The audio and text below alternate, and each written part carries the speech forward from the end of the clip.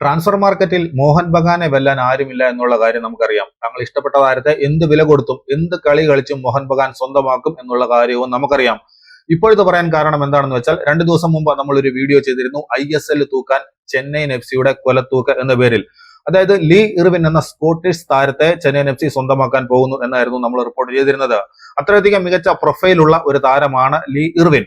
ഇരുകൂട്ടരും terms and conditions എല്ലാം അംഗീകരിച്ചു. Paper വർക്കുകൾ പ്രോഗ്രസിലാണ് എന്ന് നമ്മൾ റിപ്പോർട്ട് ചെയ്തിരിക്കുന്നു. എന്നാൽ ഇപ്പോൾ മാർക്കസ് മുർഗുലേഖയുടെ റിപ്പോർട്ട് പ്രകാരം ചെന്നൈയിൻ FC സൈൻ ചെയ്യാനിരുന്ന താരത്തെ മോഹൻ ബഗാൻ സൂപ്പർ ജയൻസ് റാഞ്ചിയിരിക്കുകയാണ് എന്നാണ് പുറത്തു വരുന്നത്. മോഹൻ ബഗാനുമായിട്ട് അദ്ദേഹം ഒരു ഡീലിൽ എത്തിയെന്നും പേപ്പർ വർക്കുകളെല്ലാം അന്തിമ ഘട്ടത്തിലാണ് എന്നും റിപ്പോർട്ടുകൾ പറയുന്നു. ലീ ഇർവിനെ കുറിച്ചുള്ള ഒരു പ്രൊഫൈൽ നമ്മൾ നേരത്തെ തന്നെ പങ്കുവച്ചതാണ്. കരിയറിൽ 100-ലധികം ഗോളുകൾ നേടിയിട്ടുണ്ട്. കോൺഫറൻസ് ലീഗിൽ പങ്കെടുത്തിട്ടുണ്ട്.